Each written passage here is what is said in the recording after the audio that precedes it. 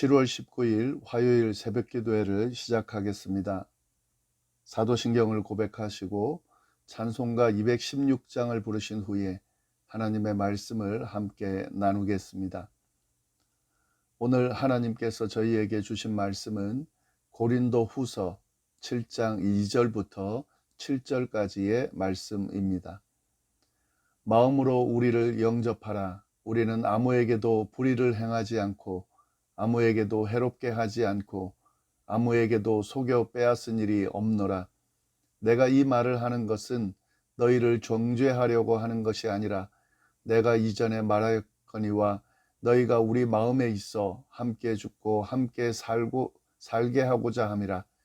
나는 너희를 위하여 담대한 것도 많고 너희를 위하여 자랑하는 것도 많으니 내가 우리의 모든 환난 가운데서도 위로가 가득하고 기쁨이 넘치는도다.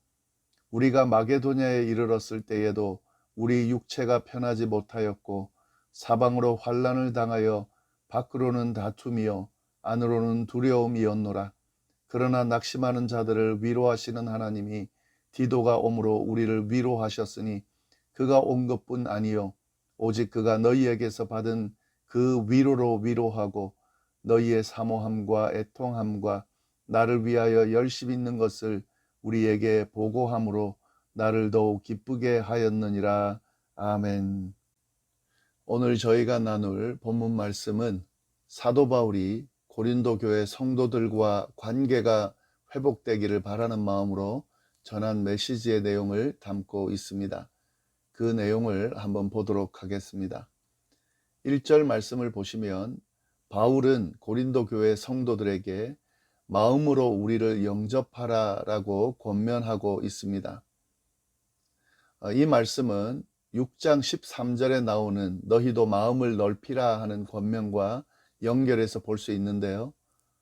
마음을 열고 자신을 용납하고 받아달라는 그런 요청의 말씀입니다. 바울은 왜 고린도 교회 성도들에게 이런 자신을 용납해 달라고 영접하라고 요청하고 있는 것일까요? 그 다음으로 이어지는 내용을 통해서 알 수가 있습니다. 1절 뒷부분 보면 우리는 아무에게도 불의를 행하지 않고 아무에게도 해롭게 하지 않고 아무에게도 속여 빼앗은 일이 없노라. 그러니까 마음으로 우리를 영접하라 이런 말인데요. 우리는 여기서 바울의 대적자들이 어떻게 바울을 공격했는지를 알 수가 있습니다. 그들은 바울이 불의를 행하고 교회를 해롭게 하고 성도들을 속여 빼앗았다고 그렇게 비난했으면서 그렇게 공격했던 것으로 보입니다. 그래서 바울이 아무에게도 불의를 행하지 않았고 해롭게 하지 않았고 빼앗은 일이 없다라고 그렇게 변론하는 거죠. 정확히 어떤 일이 있었는지는 모르겠지만 어떤 일 때문에 이런 비난을 했는지는 모르지만 여하튼 지금 바울이 이런 비난을 받고 있는데 바울은 절대로 이런 비난받을 일을 하지 않았다는 사실을 지금 이 말을 통해서 강조해서 주장하고 있습니다. 여기서 아무에게도 라는 말을 3번이나 언급을 하고 있는데요. 아무에게도 불의를 행하지 않고 아무에게도 해롭게 하지 않고 아무에게도 속여 빼앗은 일이 없다라고 이렇게 3번을 언급하는 것은 그가 어떤 사람에게도 그렇게 하지 않았다라고 하는 그의 결백을 강조해서 주장하고 있는 것임을 알 수 있습니다. 바울은 자신이 누구에게도 부끄럽거나 꺼리끼는 일을 하지 않았다라고 지금 이렇게 강조하면서 자신이 비난받을 만한 이유가 없다는 사실을 알려주고 있는 거죠. 그러면서 자신을 용납해 줄 것을 권면하고 있는 것입니다. 또한 바울은 자신을 용납해 달라는 이야기를 하면서 또 이어서 고린도 교회를 향한 자신의 마음이 어떠한지도 이야기를 해주고 있습니다. 3절 말씀인데요. 내가 이 말을 하는 것은 너희를 정죄하려고 하는 것이 아니라 내가 이전에 말하였거니와 너희가 우리 마음에 있어 함께 죽고 함께 살고자 함이라.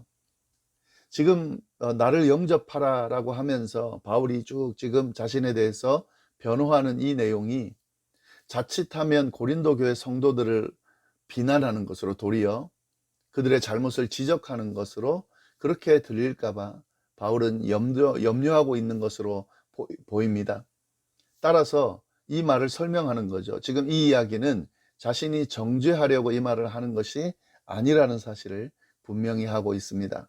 그러면서 바울은 성도들이 자신의 마음에 있다는 사실을, 그리고 그들과 함께 죽고 함께 살기를 원할 정도로 그들을 향한 사랑이 깊다는 사실을 고백하고 있습니다. 그런데 이 고백은 지금 이 고린도 후서를 쓰면서 고백하는 게 아니라 이미 그 전에 이런 고백을 했던 것으로 보이는데요.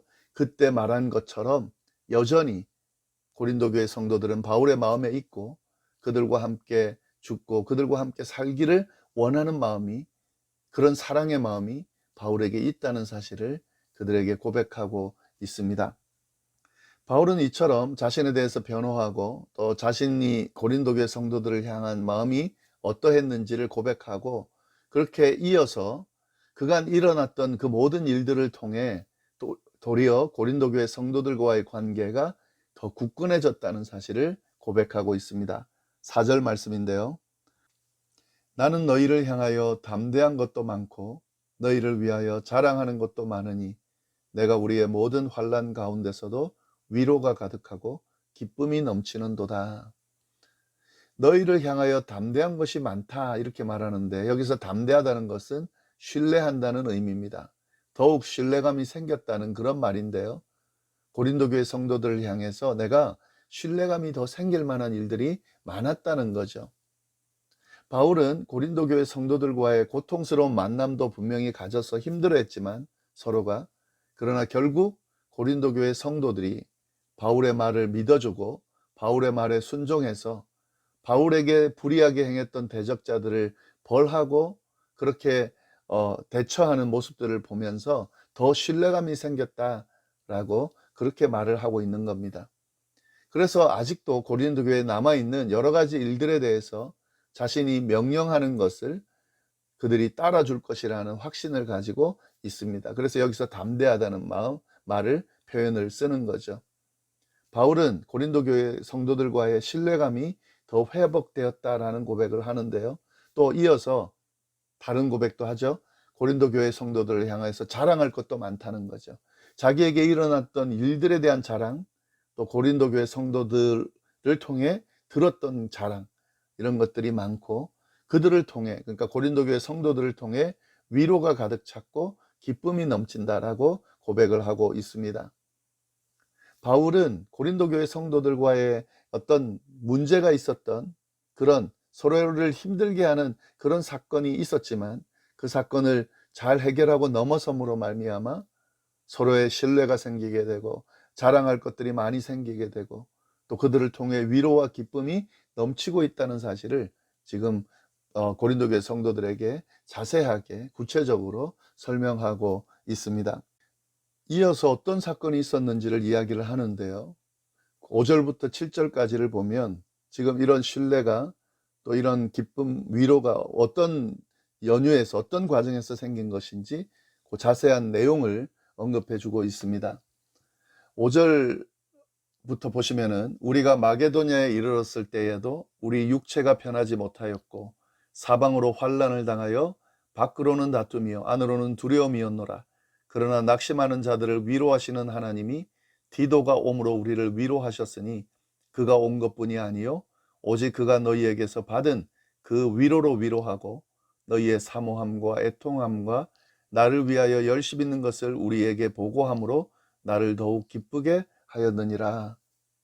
바울의 이 설명이 지금 어떤 연유에서 이렇게 됐는지를 자세하게 언급하고 있는데요. 바울은 마게도냐에서 지금 편지를 쓰고 있는데 드로아에서 중단되었던 그의 여행 이야기를 다시 언급합니다.